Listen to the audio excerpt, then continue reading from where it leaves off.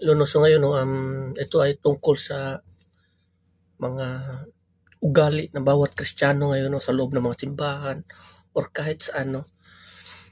Ayon dito sa Lucas 'no, chapter 12 'no, verse 1 hanggang sa 3. Sinasabi dito sa verse 1, "Mag-ingat kayo sa pampaalsang ginagamit ng mga Pariseo. Ang tinutukoy ko ay ang kanilang pagkukunwari." So kasi ngayon sino dito ang sinasabing Pariseo sa modern day ngayon? Sino itong mga Pariseo? Sa modern day ngayon, ang mga Pariseo ngayon ay ito yung mga taong Kristiyano. Ito yung mga taong makikita natin nun na they are praising God, worshiping God sa loob ng mga simbahan. No? Ito yung mga tao na nakikita natin ng mga relihiyoso kung titignan natin. Diba? Pero, different pagdating sa labas ng mga templo or mga simbahan or sinagoga. Pagkikita natin sila no, na they are praising God sa loob ng simbahan, pumupuri sa Panginoon, pero pag uwi ng bahay, balik sa dating gawi. Andoon ang lahat ng uri ng kasamahan. Matigas ang ulo, suwail sa magulang at walang respeto at galang. Di ba? Maraming mga tao na gumagawa nan ngayon. Hindi lang isa, dalawa, o kundi millions. Sa buong mundo, babasihan natin. Kaya nga sinasabi no, na dyan sa loob ng simbahan, hindi lahat ng mga tao dyan banal. May mga tao dyan no, na sinasabi dito sa kasulatan no, na nagpapakita sila na sila ay mga relihiyoso pero itinakwil nila ang kapangyarihan nito. No? So, kumbaga, relihiyoso sila kung pagmamasdan mo, pero itinakwil nila ang kapangyarihan nito, ang tunay na pagkabanal. No, namumuhay mismo sa kalooban ng Panginoon. So, ito ba ang iniisip natin na kinalulugdan ng Panginoon or gusto ng Panginoon sa atin na tayo ay magiging hypocrites? Dagdag dito sa kasulatan.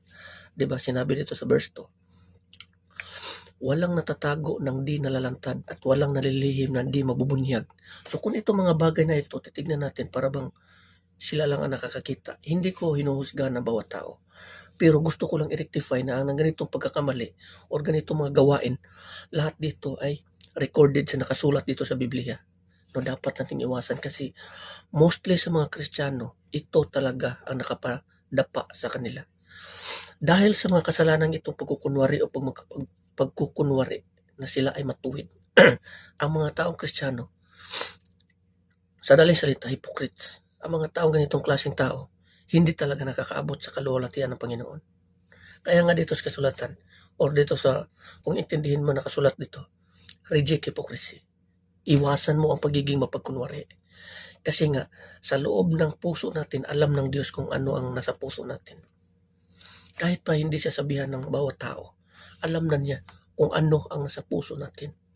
So mag-ingat tayo kasi itong kasalanan na ito, mostly talaga nagagawa ng mga Kristiyano. Mayroong mga tao na kunwari, relihiyoso sila, alam na alam nila ang mga nakasulat sa Biblia, pero tingin nila sa sarili nila ay napaka-proud nila. Kasi nga, tingin nila sa sarili nila ay napaka-banal nila. No? Kaya nga ito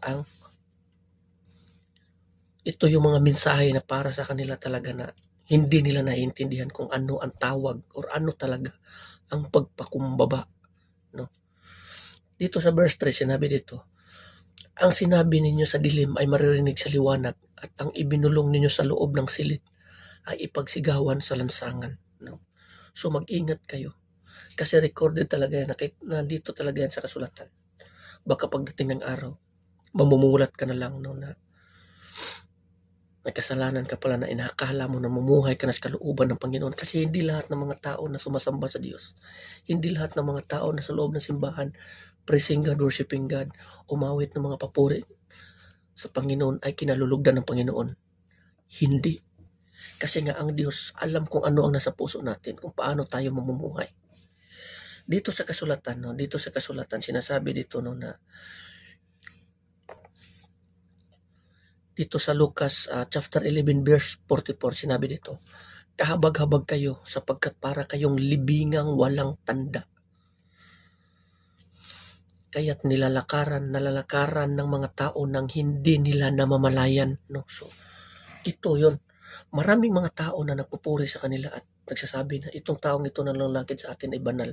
Kasi sinasamba nila ang Panginoon every Sunday, every Saturday, every Wednesday, pumapasok sa simbahan.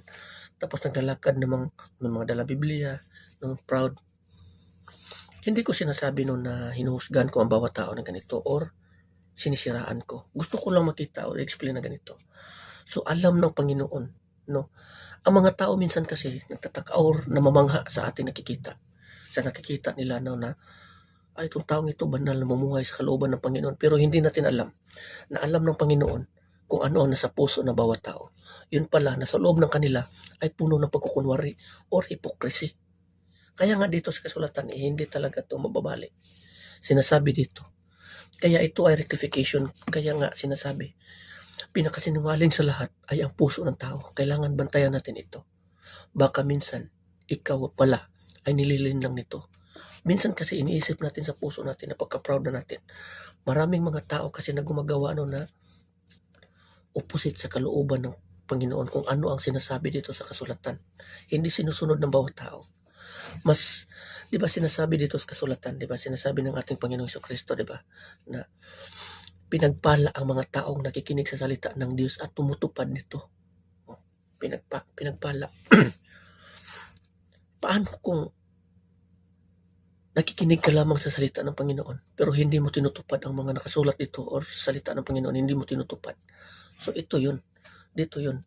Ang utos kasi ng Panginoon is reject hypocrisy.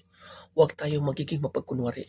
Kasi ang sabi ng ating Panginoon, iwasan nyo or mag-ingat kayo sa pampaalsa ng mga parisiyo, which is hypocrisy. So mag-ingat tayo. No? Kasi ito, madalas talaga ito, kasalanan ng bawat Kristiyano, ginagawa ng bawat Kristiyano sa loob ng mga sinagoga. So mag-ingat tayo. No? So hanggang dito, maraming salamat din.